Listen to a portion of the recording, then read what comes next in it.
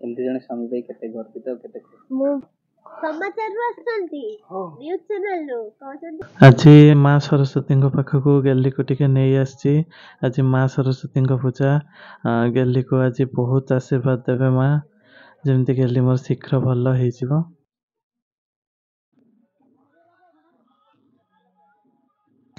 କେତେ ଭକ୍ତିର ସହକାରେ ଠାକୁରଙ୍କ ପାଖରେ ନାଚୁଛନ୍ତି। ମତେ ବି ଦେଖିକି ଇଚ୍ଛା ହଉଛି ମାଙ୍କ ପାଖରେ ନାଚିଯିବା।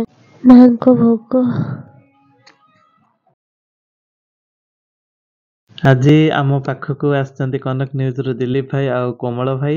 ଆମ ପ୍ରେମ ଭଲ ପାଇବା କାହାଣୀକୁ ସାରା ଓଡ଼ିଶାବାସୀଙ୍କ ପାଖରେ ପହଞ୍ଚିବାର ପ୍ରଥମ ମାଧ୍ୟମ ଥିଲେ ସବୁ ନ୍ୟୁଜ୍ ଚ୍ୟାନେଲ।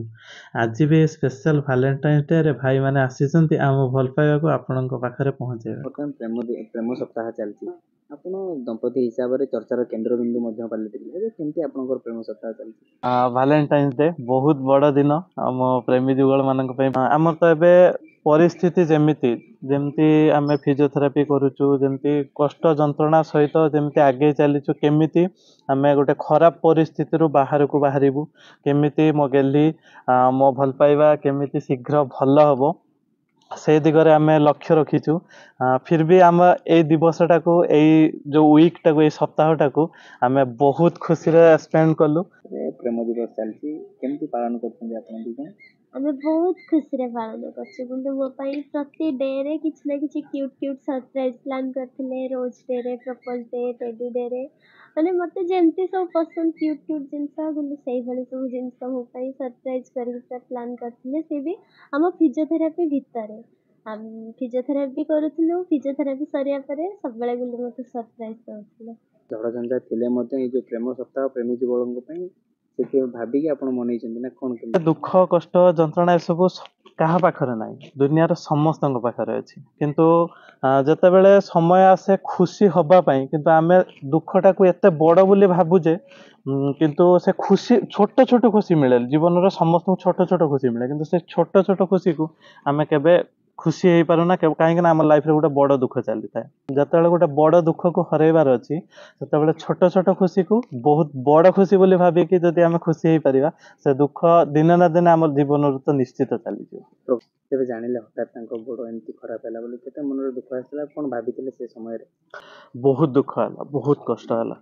ମୁଁ ହସ୍ପିଟାଲରେ ମୋ ଗେଲି ସହ ବହୁତ ଦିନ ରହିଛି। ସେଠି 15-20 ଦିନ ଆମେ ରହିଥିଲୁ। ସେ 20 ଦିନ ଯାକ ମୁଁ ତା ପାଖରେ ରହିଛି। ଧୀରେ ଧୀରେ ଆମେ ଏତିକି ବୁଝିଲୁ, ଯେତେ ଦୁଃଖ କଷ୍ଟ ଯନ୍ତ୍ରଣା ଯାହା ବି ଆସୁ, ଯଦି ଆମେ ଦୁଇ ଜଣ ସାଙ୍ଗରେ ଥିବୁ ନା, ତ ସବୁ ପରିସ୍ଥିତିକୁ ଆମେ ହରାଇ ପାରିବୁ। ଏଇ ରିଏଲାଇଜେସନଟା ମୋତେ କେବଳ ହସ୍ପିଟାଲରୁ ହିଁ ଆସିଥିଲା। ତ ଆମେ ଏବେ ବି ତ ଆପଣମାନେ ଦେଖୁଛନ୍ତି ଆମ ସୋସିଆଲ ମିଡ଼ିଆରେ, ଆମ ୟୁଟ୍ୟୁବରେ ବି ଆପଣମାନେ ଦେଖୁଛନ୍ତି, ଆମେ ଏବେ ବି ସାଙ୍ଗ ହେଇକି ଅଛୁ ଆଉ ହସ ଖୁସିରେ ଜୀବନ ବିତାଉଛୁ। ପ୍ରକୃତରେ ଭଲ ପାଇବା କ'ଣ ଅନ୍ତରରୁ ହୋଇଥିଲେ ସେଇଟା ବିଚ୍ଛେଦ ହୁଏ ନାହିଁ ନା କ'ଣ କହିବେ?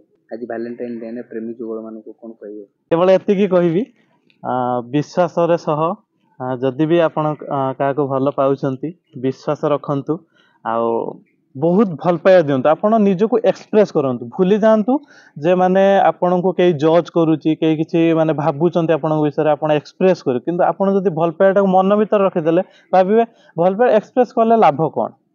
ବହୁତ ଜଣ ମୁଁ ଶୁଣିଛି କହିବାରେ ଯେ ଭଲ ପାଉଛ ତ ଭଲ ପାଉଛ, କହିହେଲେ ଦେଖେଇହେଲେ ଲାଭ କ'ଣ? କିନ୍ତୁ ଯଦି ଆପଣ ଭଲ ପାଇବା ନ ଦେଖେଇବେ, ଆପଣଙ୍କ ପାର୍ଟନର କେବେ ବି ଲାଇଫରେ ବି କେବେ ବି ବୁଝିପାରିବେନି ଯେ ଆପଣ କେତେ ଭଲ ପାଆନ୍ତି। ତେଣୁ ଆପଣ ଭଲ ପାଇବାକୁ ଶୋ କରନ୍ତୁ, ଦେଖାନ୍ତୁ ଆପଣ କେତେ ଭଲ ପାଉଛନ୍ତି।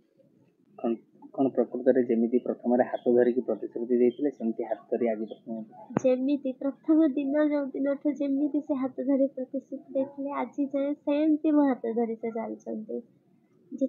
ଏମିତି ଜଣେ ସ୍ୱାମୀ ପାଇଁ କେତେ ଗର୍ବିତ କେତେ ଖୁସି। ମୁଁ ବହୁତ ଗର୍ବିତ। ସ୍ୱାମୀ ତ ପରେ, ସିଏ ଯୋଉଭଳି ମଣିଷ, ତାଙ୍କ ହୃଦୟ, ସେଥିପାଇଁ ମୁଁ ବହୁତ ଗର୍ବିତ ଯେ ଏତେ ସୁନ୍ଦର ହୃଦୟ ଥିବା ଗୋଟେ ମଣିଷ ମୋ ଜୀବନରେ ଅଛନ୍ତି। ଆଉ ସ୍ୱାମୀ ପାଇକି ତ ସେ ମୋ ରାଜା, ମୁଁ ତାଙ୍କ ରାଣୀ।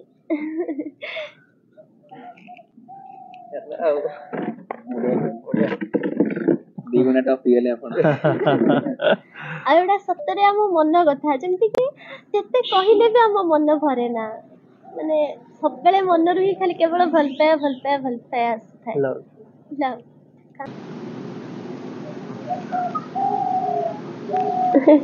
ହେଲେ ଟିକେ ଅନ୍ୟ ଲୋକଙ୍କୁ ଦେଖିଲେ ଟିକେ ଡରିଯାଏ ହେତିକି କେବଳ। ନା ଆମେ ଅନ୍ୟ ଲୋକ ନା ଆମେ ଆଉ ଆପଣ ତ ନିଜ ଲୋକ ଫ୍ୟାମିଲି ଯୋଡି ଗଲେଣି ଆପଣ ମାନେ।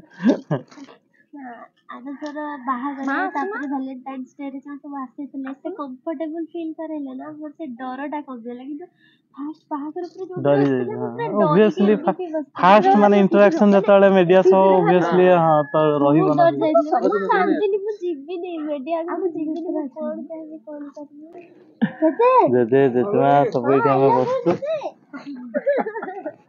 ସମାଚାରରୁ ଆସୁଛନ୍ତି ନ୍ୟୁଜ ଚ୍ୟାନେଲରୁ କହୁଛନ୍ତି ଟିକେ ଜେଜେଙ୍କ ଫୁଟେଜ ଟିକେ ନବା ଆଉ ଏତେ ସୁନ୍ଦର ଜେଜେ ଆମର।